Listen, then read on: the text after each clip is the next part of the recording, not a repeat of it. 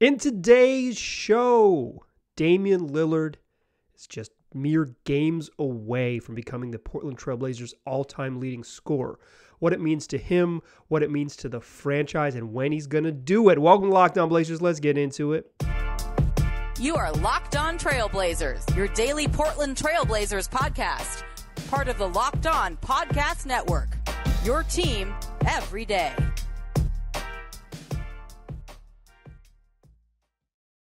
What up, world? It's your past first point guard and Trailblazers reporter, Mike Richmond. You are listening to another episode of Locked On Blazers, part of the Locked On Podcast Network, available wherever you get podcasts and also on YouTube. Thanks for making the show your first listen every day. Free on all platforms, 5 days a week, coming at you every single weekday. So make it a part of your daily routine, Monday through Friday. Tell your friends to do the same. It's Locked On Blazers, your team every day. In today's show, we're going to talk about Damian Lillard chasing down Clyde Drexler. He needs 107 points to become the Blazers' all-time leading scorer. He is going to do that in the next week, and he is going to become number one in the record books, the Blazers' all-time leading scorer, a meaningful designation. Maybe not something that indicates that Damian Lillard is the greatest Blazer of all time, and I want to talk about that in the second show. Like, what does greatest of all time mean? What do we look for when we're talking about the greatest Blazer of all time, and what are the sort of qualifications for that? But I want to talk about why it's meaningful to Dame in this first segment. Then we'll close the show. The Blazers are on a 6-game road trip. On that trip, Dame's going to break the record. We'll look ahead to that, when it might happen, and what the Blazers face with a daunting 6 games in 10 days, 11 if you include travel day. A lot of basketball in a short period of time before they get back here just before Christmas. So let's talk about Damian Lillard. He's now 107 points shy of breaking Clyde Drexler's record. He's since he's been back, he's averaging 33 a game, and even if he averages 33 a game, he's likely to do it down the road, a couple games, 4 or 5 games into this road trip. 4 if he averages 33 a game. I've done the math thanks to help from a friend of mine who's better at spreadsheets than I am. Shout out to we'll call him Lauren's boyfriend. Thanks, Lauren's boyfriend, for your help. But what it means is that Dame is going to move into the record books past Clyde Drexler. He'll be at the top, and it's the big one that it'll begin Dame's ascension to basically passing all of the records for being the most prolific Blazer ever. They're not, the eras are a little bit different. There's a huge scoring boom in the last 10 years. There's even a more insane scoring boom over the last 5. Like, the league has trended towards taking more three-pointers. The league has trended towards playing a little faster after slowing down a bunch. Clyde kind of missed the truly slowest of the slow eras in the early 2000s, but, getting rid of hand checks, the increase in three-pointers after 2015, just in general, the league has skewed offense recently. This is like comparing across eras is going to get harder just because of the boom in offense in this era. So it's not a perfect comparison. But it is meaningful in that when you get to the top of these just like longevity stats, right? Like, not in points per game or most 30-point games or whatever it is, but like longevity stats. It means you did it for a while and you were darn good at it while you were doing it. Like, you've been here and you've been getting it done, and that's absolutely what Damian Lillard's done. It's going to take Dame somewhere in the range of 730 games. Right now, he's played 726 games as a member of the Portland Trail Blazers, all of them during his career, through parts of 11 seasons, and averaged 24.7 points per game during the 10-plus seasons. For Clyde, 867 games in a Portland Trail Blazers uniform and parts of 12 seasons before he was traded at the deadline in 1995.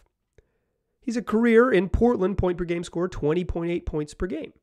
They are they're not perfectly comparable because of just the points per game, and it took Clyde a lot longer, but face of the franchise, a decade plus here, like all of those things, like this is what it's going to take to get your name to the top of the record books. It might be a long time before someone comes and gets to where Dame is. But I think what's notable about this is not necessarily comparing Clyde and Dame, even though I will do that in this episode. And I think while that doesn't have a ton of value, I think there's something in it in saying how the greatest Blazer of all time is measured. But I think it's meaningful for Dame and meaningful for the franchise because Dame has so openly wanted to become the greatest Blazer of all time. It has been meaningful to him in a way that it hasn't been meaningful to players in the past. Real heads will remember when LaMarcus Aldridge once told the paper of record that he wanted to be the greatest Blazer of all time, and then a few years later left town. It's a little bit different when Damian Lillard says it, because while Dame is like corny, and I'm not afraid to call him that, he's a little bit corny. He's earnest in his corniness. He's earnest and honest, and he means it. When asked after the Blazers win over the Minnesota Timberwolves on Monday evening what it would mean to him to do it, he said the following. I think everybody here knows, it's documented, that I've always said I want to be the best. To be the guy where when they say, who was the best to come through here, I want people to look and say it was Dame. It is meaningful for Damian Lillard to be the greatest Blazer of all time. It's meaningful to him. He wants to be that guy. He wants to, I don't know if he wants a statue, but he wants his name to be synonymous with the Portland Trail Blazers. It's why he, also the money, but it's why he has continually signed contracts to maintain here when those outside, particularly those in the national media, have been obsessed with finding Damian Lillard a spot outside of Portland to call his new basketball home. When folks have been trying to trade Dame for years, Dame has stayed solid. And when things got really rocky, Dame signed a fat contract to say, I'm going to stay here till past my 35th birthday, till I'm 36, 37 years old for 15 seasons. I want to be a part of this because being the greatest Blazer of all time is meaningful to Dame, and his quote continues. Obviously, scoring isn't everything, but when you start to get up in these types of numbers, that's a major thing. And the fact that it's Clyde Drexler, anybody who knows the history of the NBA is going to respect and honor that. Being a part of one organization for this long and being able to sustain this level of success and to catch a record like that, it means a lot to be in that position. And once it does happen, I think it'll just be a major step in even furthering the direction of being what I want to be as far as being a trailblazer. It's a major accomplishment. Dame wants to do this because he wants to be in the record books and the tip of your tongue. When you talk trailblazers for future generations, you will mention Damian Lillard. It is meaningful to him. He's 107 points away. He's going to do it on the road. It's kind of a bummer for y'all, and Dame talked about that. I'll mention that later in the show. Fans deserve to be in the arena for him to cheer him on, but the Blazers are going to go on a 6-game road trip. And before we talk about that road trip, because the basketball is still meaningful, we're taking this particular show to talk about milestones and all of those things. Before we talk about what that 6-game road trip and where Dame's going to end up as the most prolific scorer in Trailblazers history, I want to take a minute in the second segment, or several minutes is how these work in the second segment, to talk about what it means to be the greatest Blazer of all time. What are the criteria? How are we measuring this? And when it is all said and done for Dame, what does greatest look like, particularly compared to Clyde Drexler, the greatest Blazer of all time, unless it's Damian Lillard? That's what we'll do in the second segment. But first, I want to tell you that this show is brought to you by Turo, the world's largest car-sharing marketplace. With Turo, you can book any car you want, wherever you want it, from a community of local hosts. Browse a huge selection of vehicles for just about any occasion or budget across the United States, the United Kingdom, Canada, and Australia. Book a spacious SUV or minivan for a family road trip. Get a classic or luxury car for a special event, birthday, or holiday. Find affordable economy cars if you're on a budget and you just need to get from A to B. Test drive that new electric vehicle you've had your eye on to see how it fits your everyday life. Plus, many Turo hosts can even deliver the car right to you. Look, I've used Turo one time in my life, and it was incredibly convenient. There was a time a few years ago when these sort of large rental car companies that are not doing what Turo does had a wild surge in pricing. I went on a vacation. Myself and my wife were out in the world, and we had to find an affordable way to rent a car, and Turo was not only cheaper by several $100s, it was also more convenient. The car was literally waiting for us at the airport, just like any other company that you would be considering when you're trying to find yourself a car when you're away from the car you maybe have at your own home. Super convenient, super easy, and cheaper. Save some money. So check out Turo. Every trip is backed by liability insurance. Terms and conditions and exclusions apply. Forget boring rental cars. Find your drive at Turo.com. All right. Let's talk Damian Lillard. Let's talk Damian Lillard and what it means to be the greatest player of all time. Dame is going to do this, right? Like at some point in the past, I think it was like you looked into the future and you said, "Oh, well, if and when he does this, it'll be, when Dame's the franchise's all-time leading scorer, then we'll talk about what it looks like. And when he's the all-time leader in assists, then we'll talk about what it looks like. And minutes played and games played and all of the sort of stats of just like prolific longevity, right? Which Dame is going to hold. They seem further off in the distance. This is going to happen next week. It's going to happen a little, just like soon. This is going to happen. So I think it's worth revisiting something that I have discussed before on the show, but for my new listeners or people who are just like also kind of trying to square this away in their own minds and considering what it means to be the best, what does best mean in terms of a franchise's best player? Does it mean individual statistical accomplishments? Is that what best looks like? Does it mean team success, the best player that got the team the furthest? Or does it mean like the individual accolades, not just the statistics, but the MVPs and the All-Stars and the All-NBAs and those, Defensive Player of the Year and those types of things, Rookie of the Year and those types of things? Or is it longevity? For my money, it's all of those things wrapped into one, and best is incredibly subjective. Incredibly subjective. There are three players that belong on the greatest Blazer of all time conversation. The first one is Bill Walton, whose career burned brightest and shortest. No player who has ever worn a Portland Trail Blazers jersey has reached the peak of their powers the way that Walton did. For 1 year and then the 60 games after that year, Bill Walton was the best basketball player in the NBA. No Blazer has ever had that claim. Bill Walton, from the 76-77 season when the Blazers won the championship and they beat freaking Kareem in the playoffs, Bill Walton was the best player in the league. Best player in the NBA. The following season, the Blazers started 50-10. Bill Walton won MVP. The best player in the league. He got hurt, blah, blah, blah, blah, blah. You can see that if you're watching on YouTube, you can see that photo behind me of him smelling the roses and crying. It went bad from there. No Trailblazers had that peak. But it's too short. It's just the longevity is missing. You can make the argument that no Blazer has been better than Walton, but best Blazer, I do not think you can call it that. So is it team accomplishments, right? Walton, of course, won the title, right? Like he's got the claim to that, but Clyde's teams went to finals 2 out of 3 seasons in that middle year where they missed the finals. That was probably maybe the best Blazer team ever to not win a championship. Certainly the best Blazer team to not appear in a championship. I think that was the best, just statistically speaking, of the Clyde era. That team that didn't actually make the finals was great. Fantastic, right? Really, really, really, really, really good. I'll say it again. Really, really, really, really, really, really good.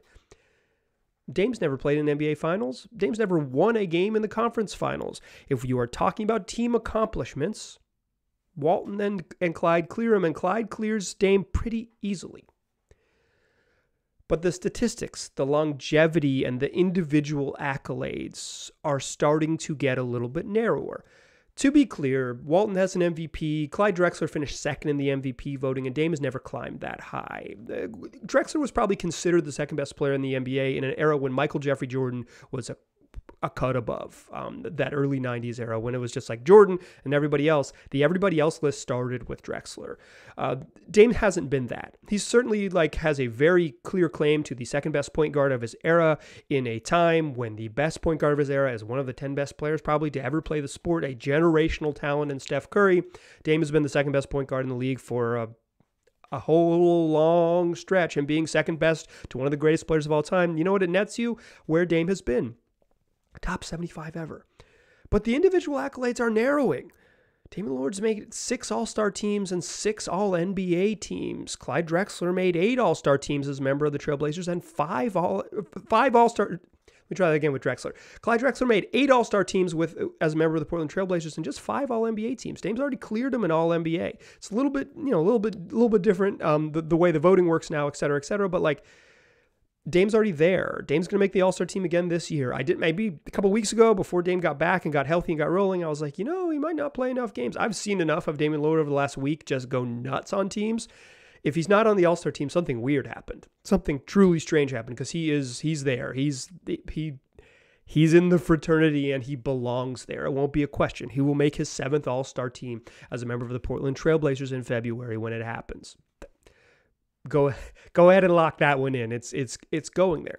So you're talking probably the same number of All-Star teams, if not more, in a Portland Trail Blazers uniform, more All-NBA teams, and then at the top of the record books, it's going to be the all-time leader in points next week. It's going to be eventually the franchise all-time leader in assists.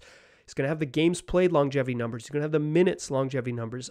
Obviously, 3-pointers and all that is like a different measure for Dame against it. But like at sort of the biggest like prolific, who's the Blazer that did it the most for the longest, Dame's going to be at the top of that list. So here's how I feel.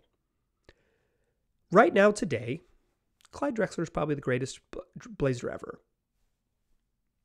I think you could make a compelling case for Damian Lillard, and certainly people who are around my age have made that compelling case.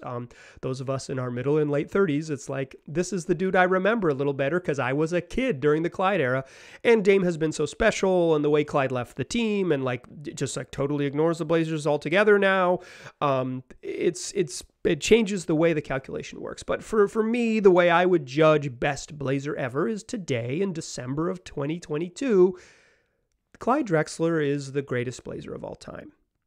However, I do not think there's any way when Damian Lillard hangs it up, you'll be able to convince me that he isn't the best Blazer of all time. It's only a matter of time because the longevity is going to win out. He's going to continue to ball and get individual accolades like All-NBA and All-Star, All-Star nods. He's going to be at the top of all the record books, and he's going to have 15 seasons if he plays out this contract plus whatever. In a Blazers uniform as a dude who started from day one, was a rookie of the year and moved on from there, like good immediately, right? Like had a double-double in his debut, good immediately and good forever. Like there are, when I was preparing for this, I thought about other players who sort of fit the Damian Lillard mold. You could say Karl Malone, the best player in Utah Jazz franchise history who didn't win a championship. Karl Malone was there for the golden era though. Reggie Miller, best player in a Pacers history who didn't win a championship. Golden era though. Like those players are probably in a way more comparable to Drexler than they are to Dame because Dame hasn't been to the promised land. If Dame gets there to one finals, it's over. It's over. If they win, obviously, whatever, like throw it out. We won't have this debate. We'll just call him the GOAT. It'll be simple. But for me, if Dame doesn't get even back to the Western Conference Finals, if he just maintains what he's been, a guy who gets the Blazers to the playoffs every other year they win a playoff series, they're relatively competitive as one of the, handful of best team, one of the 8 best teams in the league, 9 best teams in the league. Every so often they're one of the 6 best teams in the league.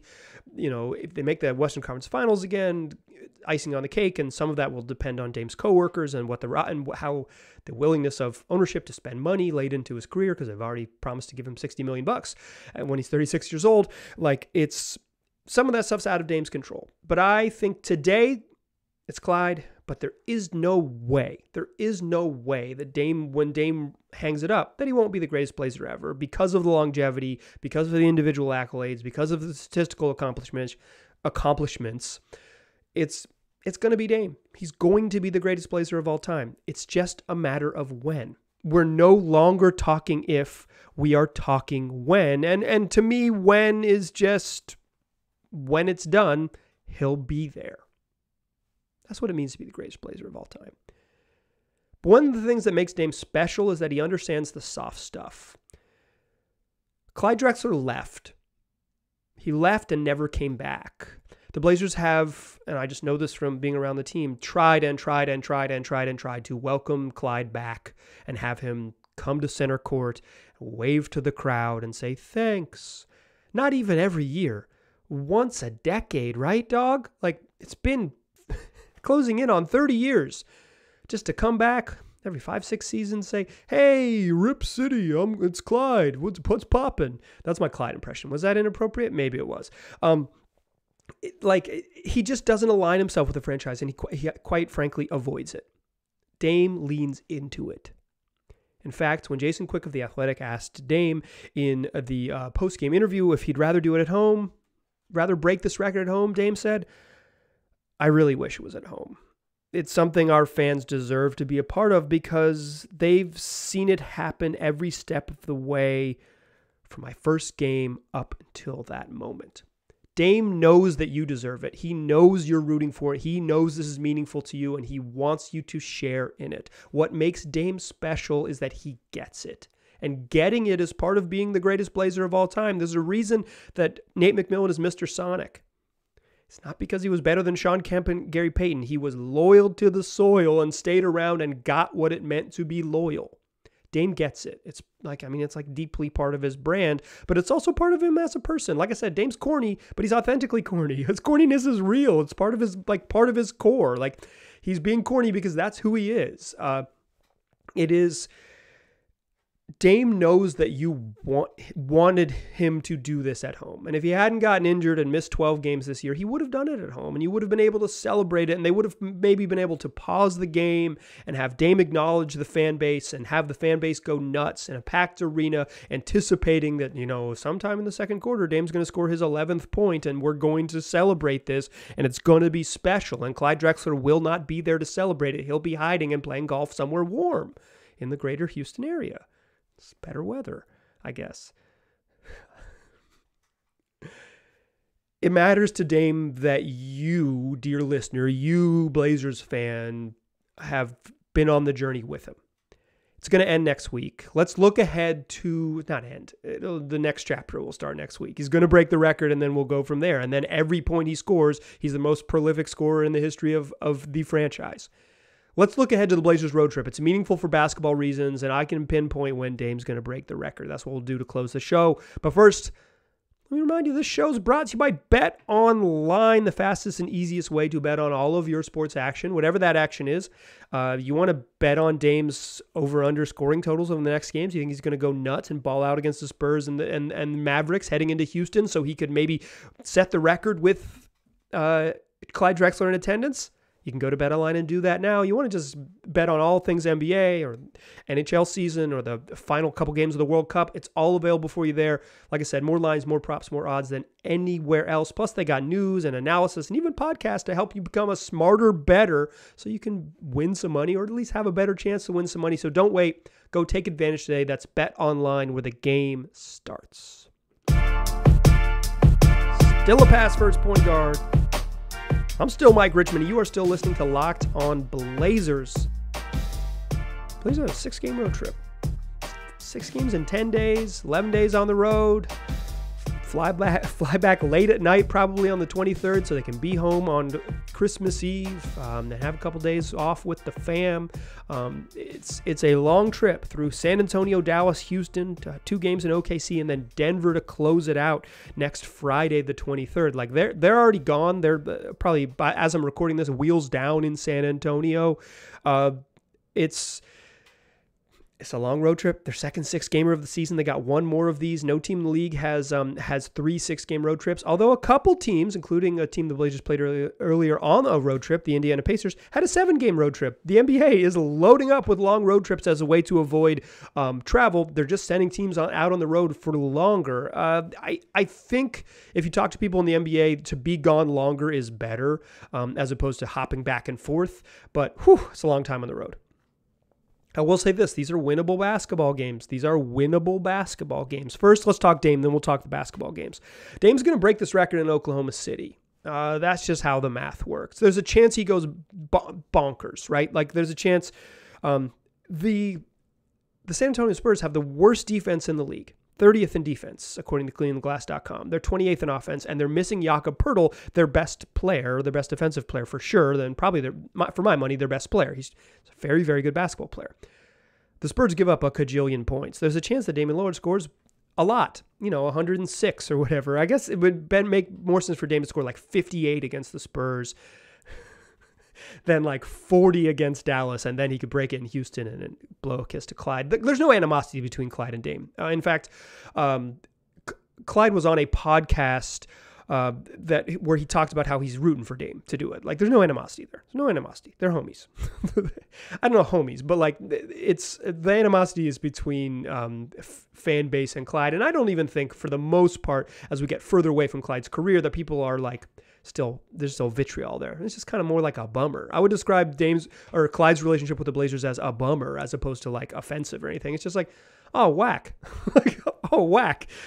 For my money, like, you cannot be the greatest Blazer of all time if you like don't care about the franchise, but it's easier to make an argument now. It won't be easier to make an argument in the future. Damian Lillard is going to break this record in Oklahoma City.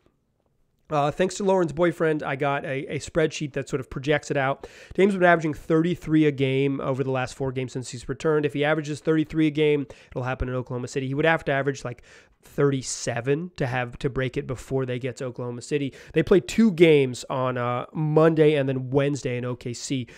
The way I have it statted out, it's very, very likely to be Monday in OKC, but it could be Wednesday depending on what happens in the first 3 games of the road trip. So it's going to happen on the road, and Dame didn't necessarily want it to be, but it kind of just is what it is. You'll be able to celebrate him when he gets back.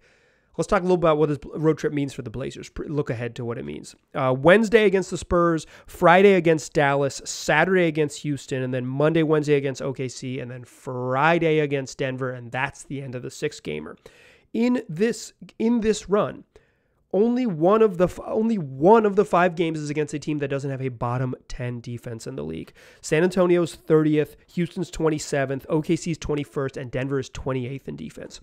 The Blazers can light these fools up. San Antonio's bad, very winnable game. Dallas, Mavericks are good. Every single Mavs game comes down to the final 4 seconds, and they either win or lose. I think they've played, non-exaggeration, 18 games that have been within 5 points in the final 5 minutes of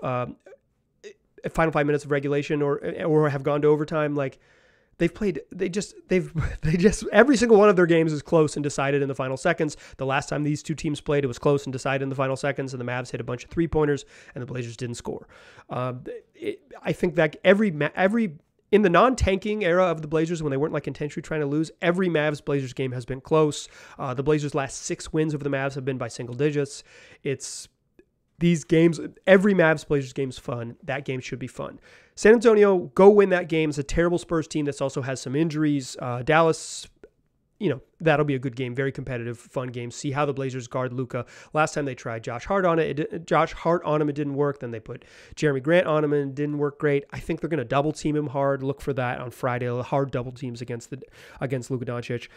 Houston's not very good, but they've been playing better recently. They're kind of just like chaotic, but they started really poorly and have been much more competitive recently. Jalen Green's really good. Him and Alperen Şengün in a 2-man game is really good. When the Rockets go away from that and they don't have the Şengün, Jalen Green 2-man game, it can get a little dicey. As much as I like Kevin Porter Jr., get a little dicey with the ball in his hands. When they let Jabari Smith Jr. touch it, he's an okay basketball player. He just doesn't touch. He just doesn't get a lot of touches. 2 games against OKC. Shai Gilgeous-Alexander's one of the best players in the league. He's fantastic. OKC's weird. They'll play small ball with Pokusevski at center, alongside rookie Jalen Williams and Lou Dort, and along with SGA and Josh Giddey, like a weird, everybody's 6'7", but a lot of us are skinny, and Poku's like 6'7" or whatever. They're strange and definitely can be competitive basically in any game, but they're not very good. And particularly when Shai's not on the floor, they're not very good, but he's fantastic. SGA's fantastic. Gets to the free throw line, doesn't shoot threes, plays slithery. He's like the slipperiest dude in the league, just plays at his own pace and can get where he wants to go. He's a handful. The Blazers are not a very good defensive team this year, and it'll be interesting to see how they deal with him, particularly coming off Luka a couple games after that. And 2 against OKC, it's just hard to beat a team twice, particularly on the road. That'll be tough. And then at Denver, Denver's got the 2nd best offense in the league, and they're 28th in defense. They just can't stop anyone, but they can score on whoever, and they've got an MVP candidate, one of the best players in the league, and Nikola Jokic. And obviously the last Nuggets, the Blazers have blown out the Nuggets once, and the last Nuggets-Blazers game came down to, an incredible shot-making display. Probably my favorite Dame performance of the year was that loss against the Nuggets, because they needed him to score, and he kept scoring. He was great. And, Jamal Murray made a tough shot and the Blazers didn't play it smart, and there was a foul to give, etc. And then they turned the ball over in their last chance to get a shot off. So that should be a good game, but that's the end. That's sixth game in 10 days, end of a road trip at altitude like that. Denver game seems like a loss to me.